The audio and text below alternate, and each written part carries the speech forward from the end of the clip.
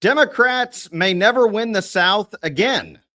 Good evening and welcome to Texas Talkin, the only show in the Lone Star State where common sense still has a pulse and Democrat strategists keep accidentally wandering into oncoming ideological traffic. That's me. I'm your host, Shilo Platts, spirit animal of the Texas right, doing what I was born to do and having fun while doing it. And folks, tonight we do have a fun one. Just days ago, the United States Supreme Court handed down a major Voting Rights Act decision, and Democrats across Texas reacted like somebody had just unplugged the fog machine at a Bernie Sanders rally. Total panic. Cable news anchors hyperventilating. Activists screaming about democracy dying. James Tallarico probably crying into a boba tea somewhere. Complete hysteria. But here's the question nobody asks. What if this ruling doesn't destroy democracy at all? What if it simply means Republicans in southern states might finally stop playing every election with one hand tied behind our backs? Because for decades, Democrats have relied on federal courts to redraw maps, reinterpret rules, and micromanage southern elections like Texas is some kind of misbehaving child that can't be trusted with its own government.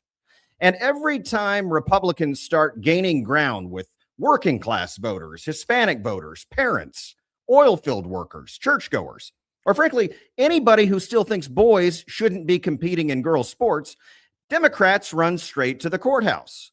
Not to persuade voters, of course, not to improve their ideas. No, to change the rules and rig elections. And Republicans are starting to realize something very important. If elections are fought on actual ideas instead of endless legal gymnastics, Democrats have a real problem in the South, a huge one. Because normal Texans, people like you and I, people trying to afford groceries, survive property taxes, and avoid getting yelled at by an NPR listener with 3 pronouns and a rescue pit bull, are increasingly moving to the right. People who actually work for a living, pay taxes, raise kids, and occasionally enjoy not being lectured by a 22-year-old activist with blue hair and emotional support crystals are increasingly rejecting the radical modern Democrat Party. And Democrats know it. That's why every election cycle now feels less like a campaign and more like a hostage negotiation with MSNBC. Which brings us to tonight's guest, leftist Democrat Texas House candidate Sara McGee. We're going to talk to Sara about the Supreme Court ruling, voting rights, race, representation, and whether Democrats actually trust voters or only trust elections if the election maps are arbitrarily DEI'd. It's going to be lively. Somebody will probably threaten to unfriend somebody else on Facebook. It'll make a few people probably reply in all caps. And honestly, that's usually when the conversation is just starting to get good. So let's get dialed in.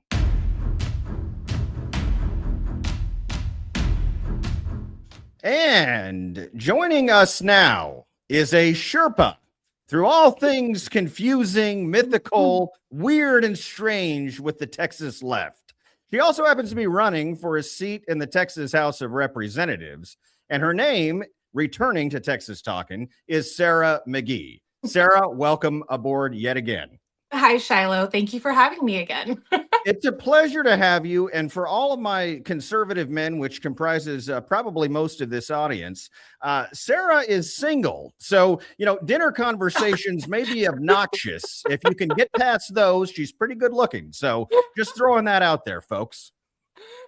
And now that she's blushing, ready to start, I really am. To start the interview, let's do it. Because Sara, I have to tell you, I rely on you as sort of my proverbial guide dog, seeing eye dog through the things that I don't understand about today's modern left. So I appreciate you coming on. And I will say this, you are, as I've said before in my posts, literally the only Democrat candidate for any elected office who's ever come on the program. So we appreciate and admire the courage that you demonstrate in doing that. Yeah, of course. I'll talk to anyone. I have to. I live in a purple district, so if I couldn't talk to Republicans, I would have not much of a chance. Well, incidentally, districts are first on today's subject lineup. Yeah, Let's talk about the recent Supreme Court decision about election maps. What are your yeah. thoughts on that? So I actually, to start, I have a question for you.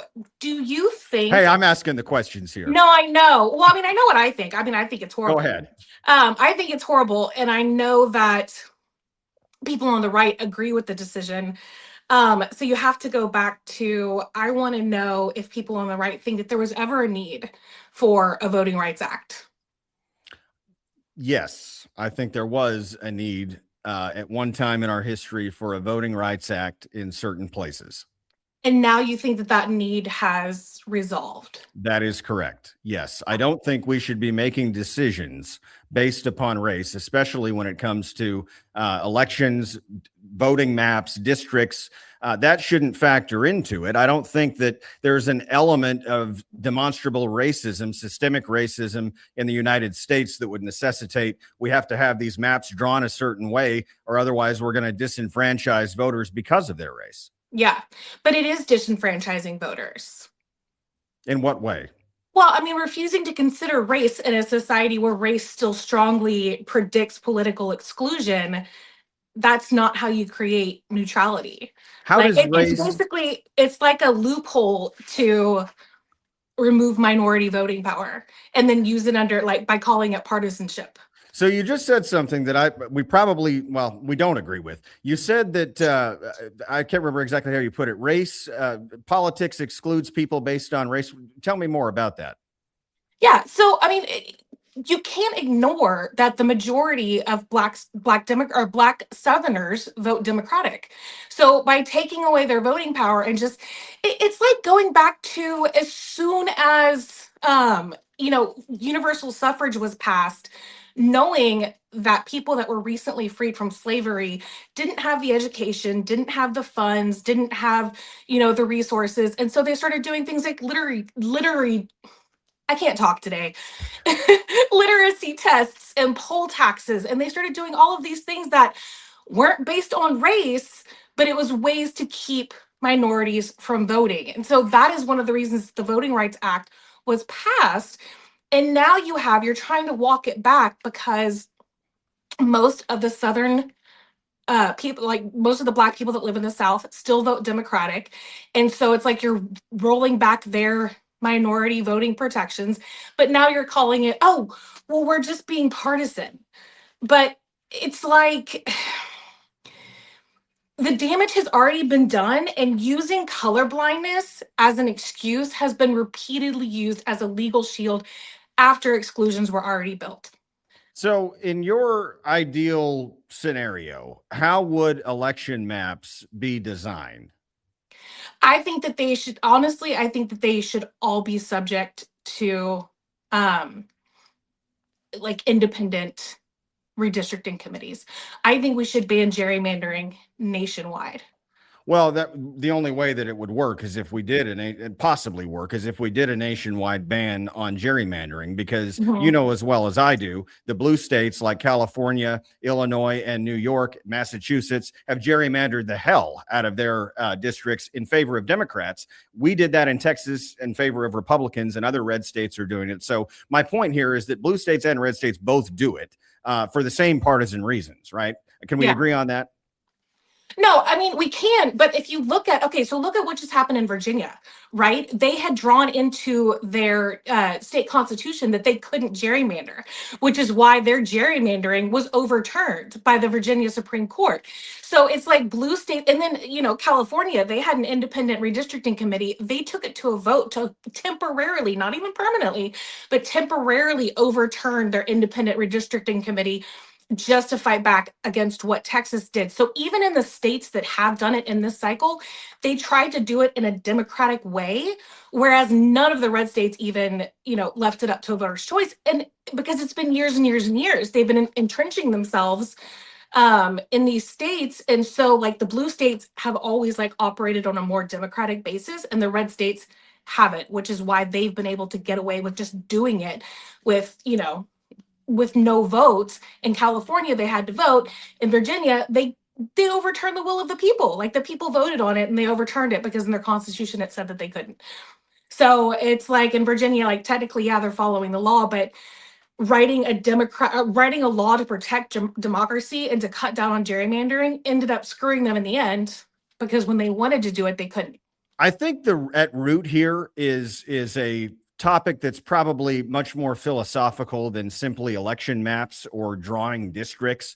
I think it speaks to the division that we have right now in this country. Yeah. It's really just gotten worse over the years. I don't think, in my view, it's gotten any better. I think the ideological differences between the modern left and the modern right are so pervasive, so pronounced, so black and white. And so I think it merits asking the question, is that division something that can be reconciled? And if it can, how?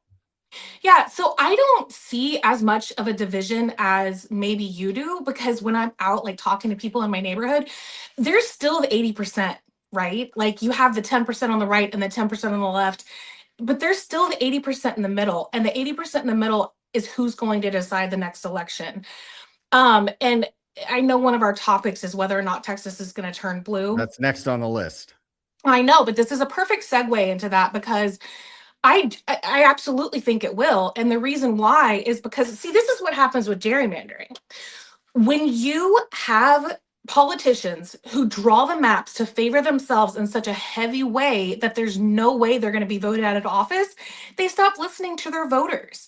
Like I've posted on my social media several times at this point. It's my favorite clip, but it's Michael Quinn Sullivan and Brian Stickland. One of my favorite people, Michael Quinn Sullivan.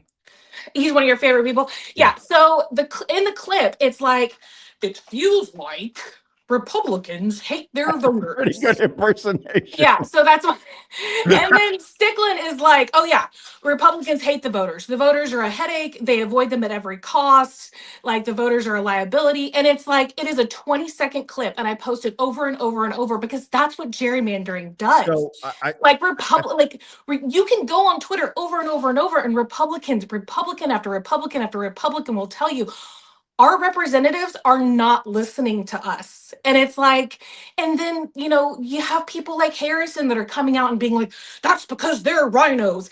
No, they're not rhinos. I am so sick of everything that Republicans in Texas do wrong. They either get called a rhino or a Democrat. And I'm like, no, we're not. A lot to unpack there. The first part of it, that clip that you just referenced, I haven't seen it, but I'm making an assumption here. I would assume Michael Quinn Sullivan and Jonathan Stickland were probably talking about entrenched Republican incumbents who can be very difficult to unseat. So to your point earlier about, Republicans kind of taking their offices for granted because we've been a red state for so long. Democrats haven't won, of course, a statewide elected office in over 30 years.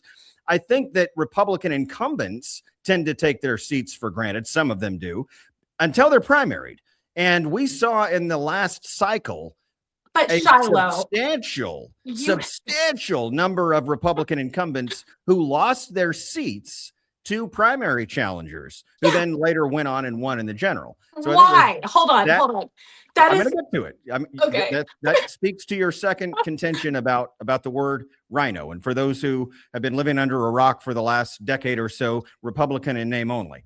I will agree with you that I think that term has been so overplayed, so overused, that in many instances it's lost all meaning. When you have, for an example, someone like Dan Patrick being called a rhino, I've seen Ken Paxton called a rhino. That is absolutely ridiculous. There is no universe where, in my opinion, Dan Patrick is a rhino. Many of these, very strong, solid conservatives that we have in positions at the highest levels of state leadership and in the Texas House are not rhinos. Okay, so you made a really good point, and that's the point, is these people were primaried, and how were they primaried? They were primaried because Greg Abbott went and handpicked the people that he needed to vote for his vouchers and threw $1 million in their campaign. It's the exact same way. Look what's happening with Thomas Massey right now. He got on Trump's bad side. Not a Thomas Massey fan. I'm not a libertarian. I don't. No, I know, but I'm just saying, look what is happening. The money in politics it's like the money's the kingmaker. Oh, I Like agree with you entirely Greg on that. Abbott didn't get his way, so he went and primaried a handful of freshman legislators so he could get his voucher bill passed or whatever. It's the exact same thing that's happening with Thomas Massey right now. Like he literally votes with Trump like 99.5% of the time. And the one thing he brings up the Epstein files, and now some rando like has like $10 million thrown in his account to primary, to primary. How is that answering to the voters? Like the voters chose these representatives, and then you have just this absurd, gross amount of money being dropped into these communities and mailers and TV ads. And it's like Texas has been purchased. Like, how is Well, any of this helping the voters? Like, it's you look not. at how much It's money John gross. Cornyn has spent on this has spent on this U.S. Senate seat. Ken Paxton, I think, has spent somewhere in the ballpark of 4 or 5 million, and John Cornyn is upwards of, I believe, well over 100 million. It is insane how much It money is has been spent. insane. Yeah, but it's So funny because the further and further and further and further lurching to the right, that's what happens when you gerrymander. Because how in the ever loving anything has John Cornyn been labeled a rhino? That dude has been rock solid conservative his entire career, and now so all of a sudden he's a rhino, and y'all want to put like a philandering fraudster in over him? Like, yes, I do, because it's I'm not voting for gross. pope, priest, or pastor, and I don't know that I would call Ken Paxton a fraudster. He was never convicted of that. But I will say this about John Cornyn. All right, my issue with him isn't so much that I think he's a rhino. I disagreed with him very strongly on his supportive funding for Ukraine. I disagreed with him in the way he went about the red flag laws. I think that's totally wrong. Of course, I'm a very pro 2A guy. Yeah, My issue with Cornyn more than anything, Sarah, is that he's been there so damn long. yeah, And I am a firm believer, you may be as well. I think we might have even talked about this last time, in term limits. yeah, There is no reason why someone needs to be in any elected office for more than a couple of terms, and he's been there too long. He needs to go. yeah, You get too entrenched. You talk about money, the influence of the swamp, and whether yep. it's from the right or the left, is a very real thing in my view. So I like the idea of turnover, spirit of rotation, get somebody Mhm. else in there. I happen to love Ken Paxton. I know we disagree on that, but I think Ken Paxton's going to do really well in this runoff. The question then becomes, is it going to be Ken Paxton or James Tallarico? And I know you think James Tallarico stands a chance at winning.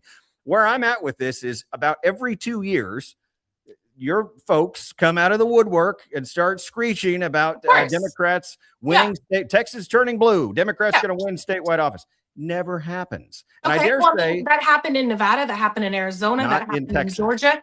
Not yet, not but that in doesn't mean Texas. it can't. And here's So the problem why is is it different this time? because when the pendulum swings as far as y'all, you're drunk. No, not drunk. That's about, you're high on your own supply. When you get I don't. so far, when you get so far right that you start calling someone like John Cornyn a rhino, and you start ignoring blatant and obvious and gross corruption. I'm sorry, but if this recent story that came out about Ken Paxton giving that guy who sexually assaulted a child, and not, we're not talking like a 15-year-old, not that that makes it any better, Megan Kelly, but a child that from 6 years old to 9 years old, for 3 years he raped this little boy, and the dude doesn't even have to register on the sex offender registry. Disgusting. Disgusting. And Ken Paxton made that backroom deal with him, and it's so gross. And if the Texas primary voters are that depraved at this point that they're going to overlook something that gross, then yeah, Tallarico's going to win. Because normal Texans, everyday Texans, people who I talk to like in my community, they're not the thumb warriors on Twitter. Like, character still matters. Like, character still matters, and that's disgusting. So And I'm glad you brought yeah, that up, because I don't think someone of good character says things like the trans community needs access to abortion care too, that God is non-binary. people can't pay for That gas. Nobody cares about that stuff right Well, now. yeah, people do It's care not about even it coming because up. Well, you're like, the Twitter army does. I don't see. Here's the thing. I could be like, healthcare should be more affordable. And immediately I'll have someone in my comments, little boys' penises. And I'm like, oh my God. I like how, why? It's like the far right, the Ken Paxton voters, the Beau French Hey, voters, I'm a Ken Paxton and Beau French voter, and I'm not saying things like that on your X feed. Shilo. What? You're voting for Beau You're French? damn right I'm voting for Beau French. I'll tell you my list. Here's my list. All right, here it is. I already Here it know. If you're voting for Beau French, then is. You already know. I Ken, can already guess. Ken, The Ken dude Paxton. wants to eliminate Native Americans. Where has he ever said he I wants will to? send you. When we're done with this, I will send you Send the it to me. EQS video, and I will That's a send you the new one. Beau French I tweet. haven't seen that attack. He's Look, calling for 100 million deportations. That's a third of America. this is what No, factors that's into. not illegal immigrants. He wants all immigrants gone. Okay, well, I don't want that. My Why are you own voting for it? wife's That guy's crazy. parents Oh my are God. immigrants to this country, and they're very good people. They work hard. They're actually strong conservatives. Yeah. But be that as it may, what factors into my decision on who I vote for is very simple. Who is going to vote the way that I think they should vote as it impacts myself, my friends, my family, my community? And so that's the calculus that I make when I go into the voting booth. Okay. I don't particularly look at, these smears and character assassinations and all this. It really, to me, boils down to how are you going to vote when you get into office? And what does your track record look like? I would love to know what about Beau French and his constant obsession with trans people, women, immigrants, deporting 100 million immigrants, using the word Islamophobia over and over and over, like saying that he's going to rid the Railroad Commission of DEI. What about that gives you confidence that he's going to appropriately manage our orphan well situation? Like, what has he done to, like, audition for the role of railroad commissioner other than be a flaming racist on Twitter? Well, number one, I don't think he's a racist. Number two, he spent most of his career in the oil and gas. I love this. Is so funny. He's an industry expert, and okay, Ken Paxton for U.S. Senate. Okay. Thomas Smith for the Court of Criminal Appeals. Yeah, I haven't been Beau following French that for one. Railroad Commissioner. And can you guess who I'm going to vote for AG? Mays Middleton. Yes, Mays Middleton. Yeah, I only know that because I see my posts. I peeked because I was gonna hammer you about being a Beau French fan, but you don't actually.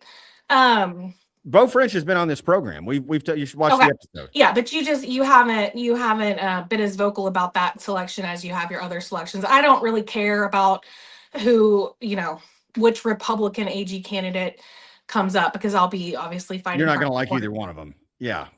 Oh, because I'm just so sick of bootlickers. Like, all of these people, they're not working for Texans. They're working Whose for boots are they licking?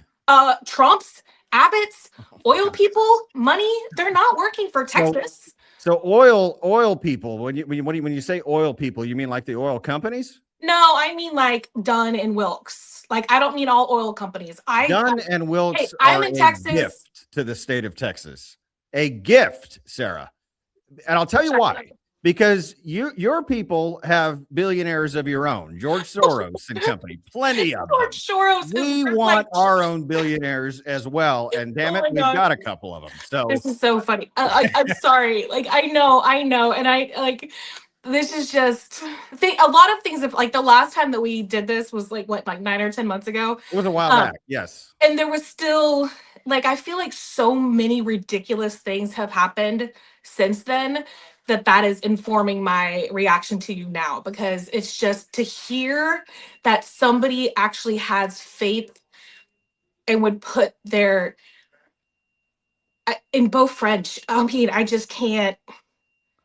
Anyway, we're gonna move on because that's a good again segue, and I know I'm like practically leaving. You want to do this? I mean, I know I'm a little bit natural at this, and I can tell this time you're not nervous. Last time you seemed very nervous. Well, I mean, I was recovering from COVID, so and I think I said that like right at the beginning of the show. I was like I almost canceled because I was like in bed all day. Yes, you did. I remember that. Like yes, crap. Yeah. So before we move on, though, I just want to make sure everyone who's watching this knows You and I actually have a steak dinner bet on Texas not turning blue. Of course, you think Tallarico is going to win. I think it's just it's any. I think if any Democrat wins any statewide office, race, then I owe you a steak dinner. If they don't, you owe me. That's the bet. I've got that with one other individual as well. But you're the most notable, prominent, sort of becoming famous in Texas person that I have that bet with. I don't. That's weird. I'm famous on Twitter. I'm not famous in Texas. If you end up actually winning, if you defy all odds and laws of political gravity, and I don't mean to insult you, I like you. I don't agree with you on almost anything, but if you end up defying all odds and winning this race, you'll be very well known in Texas. Oh, okay. I mean, that's not my goal. Like, my goal is to represent my community. Yeah, it's gotten a little bigger than I ever. I believe you believe everything that you're telling me. And I think you believe that about me as well, which is why I think we can which is why, that's why I'm having such strong reactions, because I'm like, it's one thing to have these conversations behind like a screen, but to hear someone say out loud that they support Beau French. I'm going to move on. So you think that Beau French is the most conservative option? Of the two? Yes. Yes. Between him and Jim Wright, yes. Yes, they do. Yeah. So what does it mean to be conservative? Like, what is conservatism? That's the question I want to end on, but we've got a little bit of time. And so I wanted to ask you about something else first. You have been relatively vocal, some might say a bit hysterical lately, about ivermectin and the hantavirus on your X account. Hysterical? So, yeah. I mean, just last time that posts. Yeah, last time that we did this, we had a conversation about me telling women. No, we had a conversation about me telling women not to sleep with men, and you brought up. Remember all this? You must have went back and watched. No, I didn't. I have a good memory. I'm impressed, and I'm not easily impressed. Oh, thank you. Anyway, but we had this conversation, and the way you did it was you referenced a tweet of mine, and I was ready to defend it. If you want to call me hysterical, like, show me a post that is hysterical. Because I'm going to be completely honest. This time around, I don't have it in me to fight. I'm like, you know what, y'all, just take the flipping ivermectin. Like, I don't care. Take the ivermectin. It was a post about Mary Talley Bodden and making money off of ivermectin. Yeah, so because that's exactly what she's doing. And it's incredibly disheartening. This woman saw an opportunity to capitalize on people who were scared during a pandemic, started doing things with absolutely no scientific evidence, no studies, no proof that anything worked. She's, bragging about how she treated people out of the hospital with ivermectin and it worked. Well, of course, if you weren't sick enough to be hospitalized, then you were going to recover on your own. That doesn't point to ivermectin being a cure-all. Have you ever taken ivermectin? No, because I've never had a parasite. You've never taken it and you never drank the ivermectin liquid, never for anything. I don't know, because I haven't had a parasite. I think I got it for when my daughter was in kindergarten. She caught lice, and so I treated her lice with an ivermectin spray that I got from the doctor's office. I took it when I had COVID, and I mean, it alleviated all of the symptoms that came along with that. I've had COVID several times. Never got the vaccine. Never really derailed me. We don't have to spend a whole lot of time on the subject. No. But the whole point is the point of it is, and like I said, this time, like, fine. Like, at this point, it's natural selection. Like, if people don't want to believe science, you think people are going to die from taking ivermectin?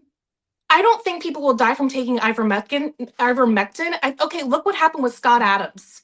I don't know who that is. The Dilbert guy, that's his name, right? Scott Adams.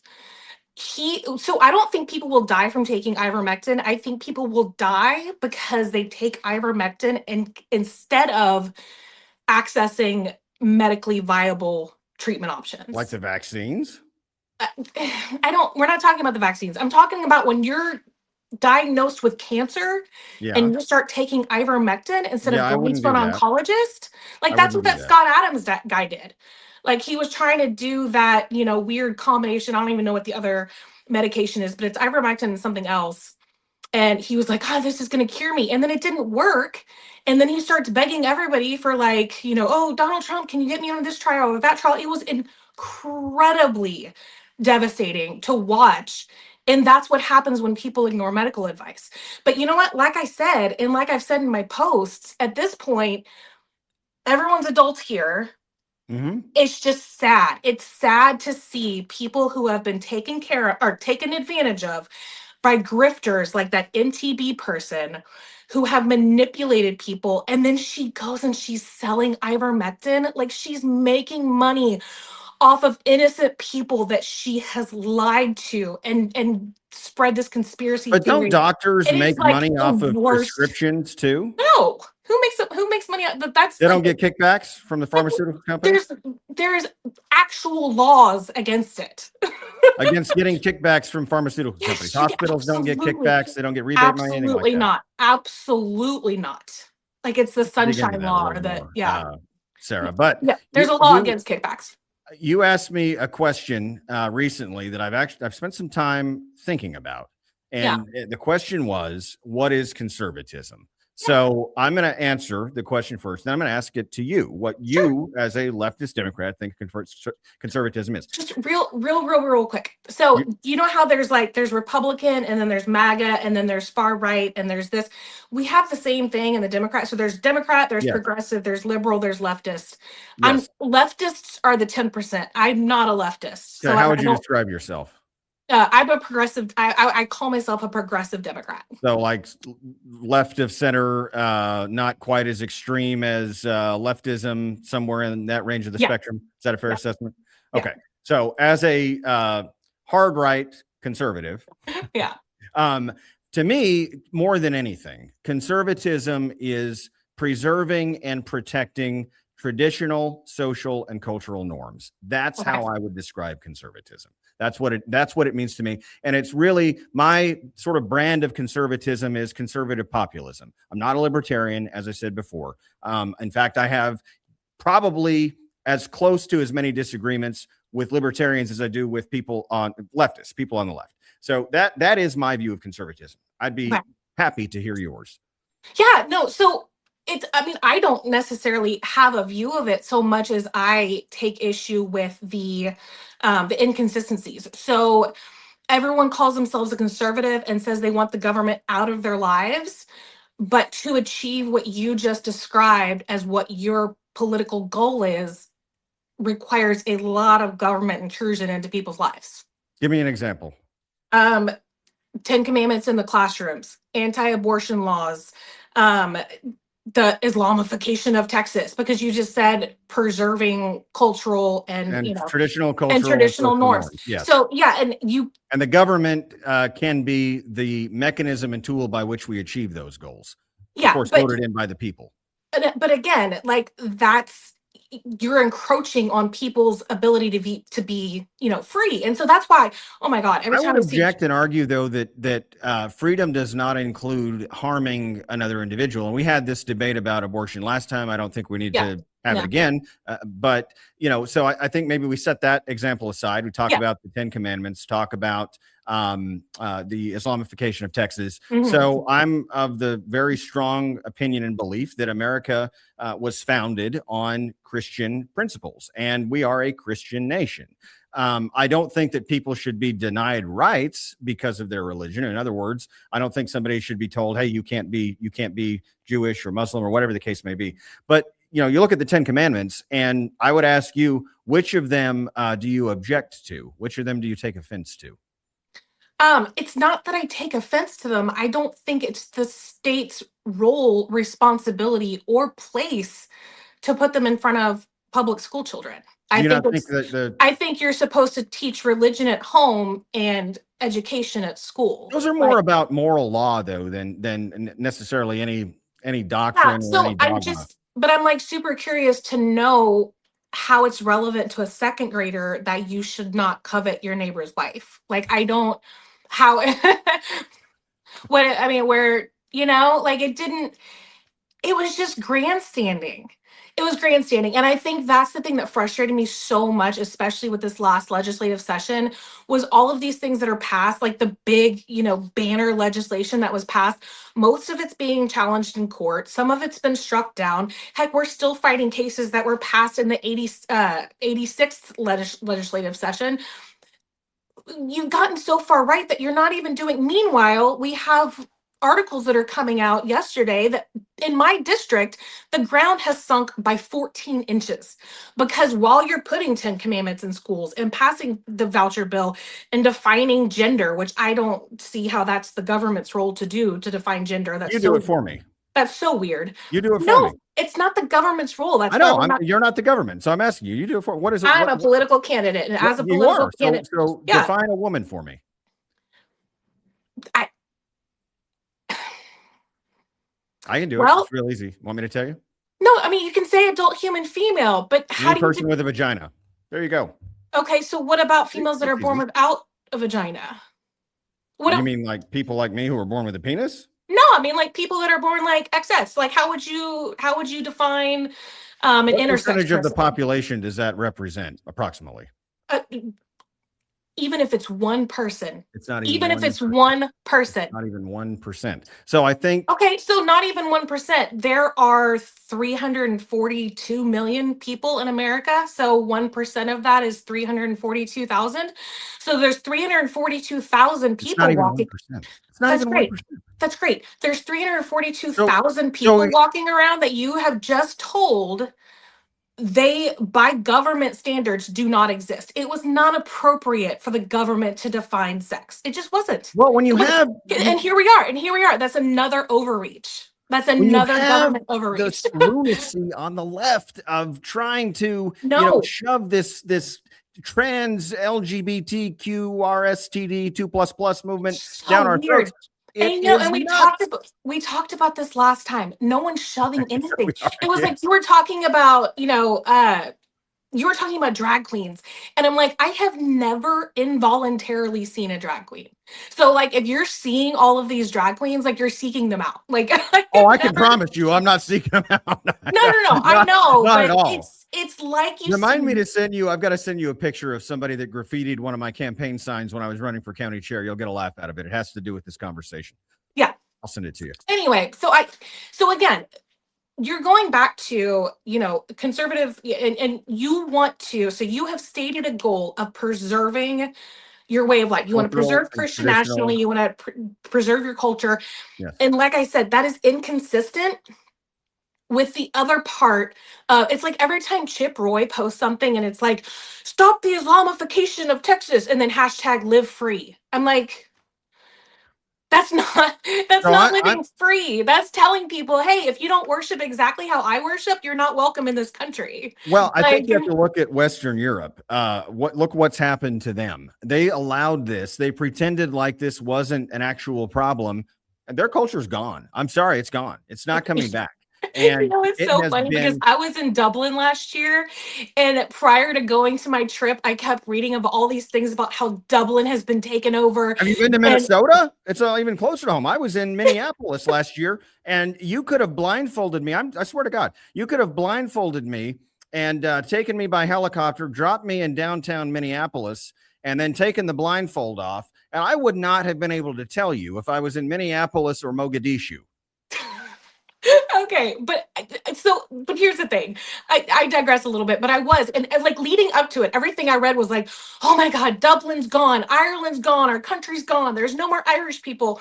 I spent 5 days there, day and night, walking all over that city with my friends and family, and there were Irish people everywhere. I don't even know if I saw like one like Eastern European, Middle Eastern person that they're talking. So it's the exact same thing. So it's funny because you bring that up and you're like, look what happened to Europe. Because someone in BFE, Red West Texas, hasn't been to Europe. And so you say these things, you're like, look what happened to Europe. We can't let that happen here. And then I And brought you're up just like, Minnesota, Michigan. I mean, these but places again, in but North Texas that we've these heard these about. communities, these Somalian communities up in Minnesota have been here for decades, and they were here because we destroyed their country. Like we brought them in on asylum for very good reasons, and now we are demonizing them out of hatred. And you're telling me that racism is over. Yeah, that's for me. It's not, it has nothing to do with hatred. I think there is a legitimate concern to be had with Islam, radical Islam. They want a caliphate. I mean, they don't hide Are this. They don't make are any secret Islam and about it. radical Islam the same thing? I think that Islam is becoming increasingly radical. And I think that the people who obtain positions of power from Islam are typically the most radical. And so, yeah, I think it's a legitimate concern. And I think that if we don't push back against it, we stand to be in very grave trouble right here Wait, at home in Texas. do you think that Brent Money is radical? No, Okay. So you I know know you. I know you're not a big fan of. No, so well I no love because Brent the Money. reason I ask is because like he has retweeted Joel Webben a video Who? saying that Joel Webben I don't the even know who crazy that is. yeah, he's a crazy far right Christian nationalist. He has retweeted Okay, him. what is a No, Christian nationalist? let me finish. Let me All right, finish. He's retweeted him when a video of Joel Webben saying that women should not have the right to vote. He believes that women should face the death penalty if they self-manage an abortion. I don't Um, believe that, incidentally. okay, so but that's what I'm saying. So if you don't think that Brent Money is radical, those are just the same laws in a different skin color. So two things. Because I've you're like, never. and he voted to keep child marriage legal because that's the thing when everyone's all like, oh, Islam, Islam, Islam, they want to, marry off your children and kill your women and, women aren't going to have a voice, da, da, da, da, da. And then you have, you know, white skinned Brent Money saying like close to the exact same things, but it's not as I've offensive because it's never. coming from somebody that looks like you. I've never heard Brent Money ever once say, and I've never read anything he's written that would lead me to believe that he's in favor of the death penalty for a He is a woman who co-signer gets of the bill, abortion. and he posted a 10-minute video on Twitter Of him saying that? of him saying that. And he said it was about taking accountability. And he actually compared it to like, if your kid runs out in the street, you have to punish them so they'll learn their lesson. And it's the same way with women, because if they do that, they do something that they know is wrong, then they have to face the same responsibility as any other So, murderer. and I guess maybe let's take this on a little bit more of a granular level. Yeah. If a woman got an abortion, and I even hesitate to use that word because it's murder at 9 months, 8 months, when a It baby is doesn't happen, fully developed. Shiloh. Well, it does happen. Shiloh. I was just in New Mexico. It is legal to terminate a pregnancy right up until birth in the state of New Mexico. Okay. Legal. All right. Okay, So hold Shiloh, on. do you know what Hold that? on. No, Hold on. because Hold on. you Hold on. cannot drop Hold that on. in. You cannot drop that into the ether without acknowledging that the only time that that ever happens is if there is an absolutely fatal fetal abnormality or an absolute fatal something happening with the woman. That They is do not. not take an 8-month-old healthy child because that's not an abortion at that point. That's a delivery. They do not decide to deliver a baby at 8 months and then kill it.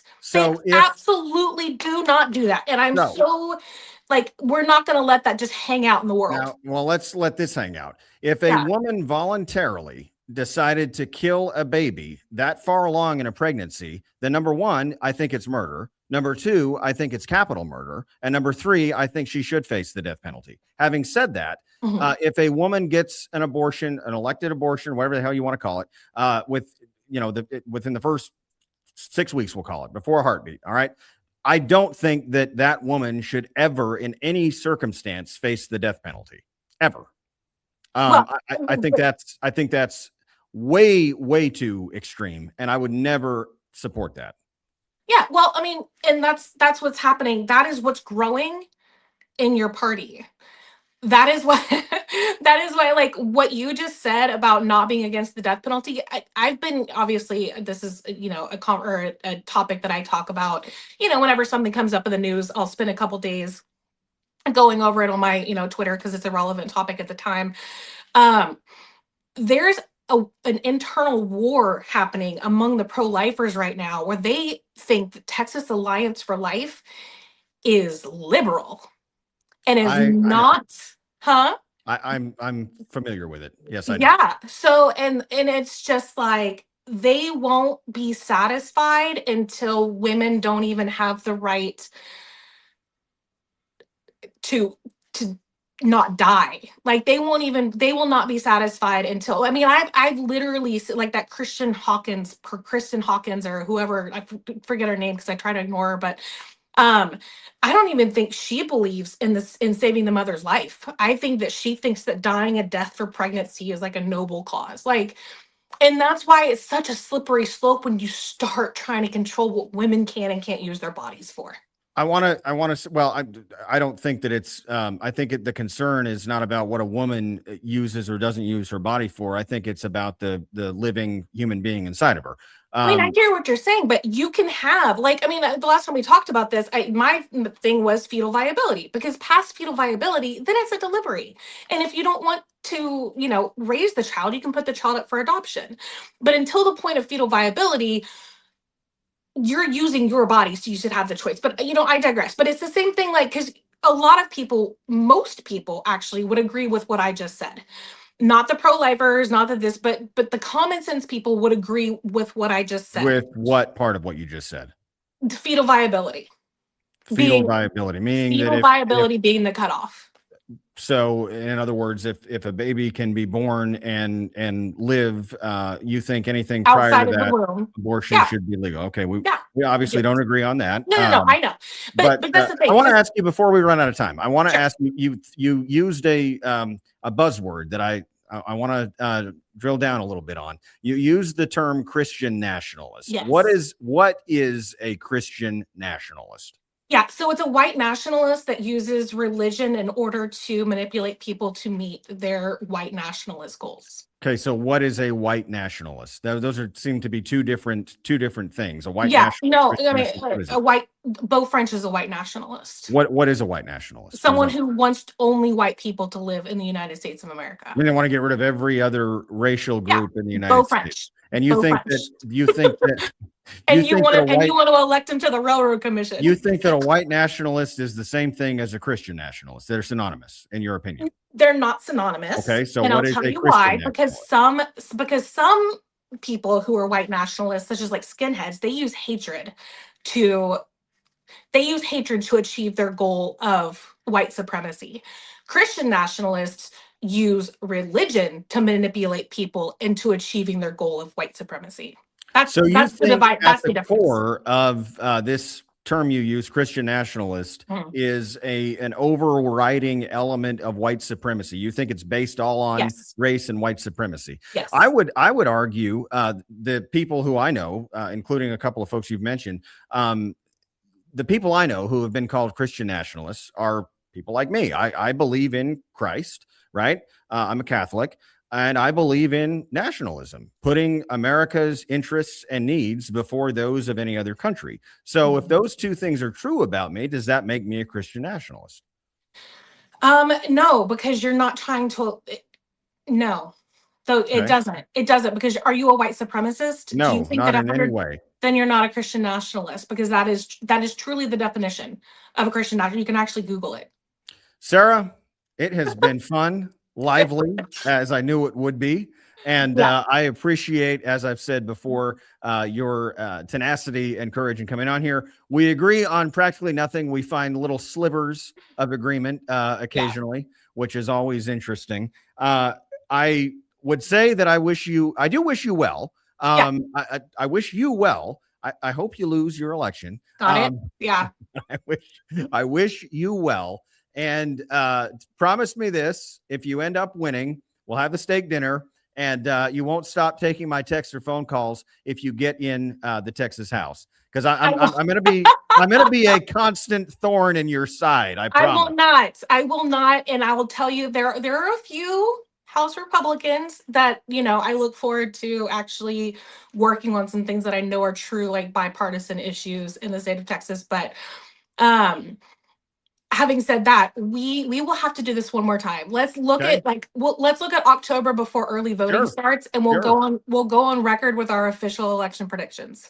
Yes, that sounds wonderful. We'll do that.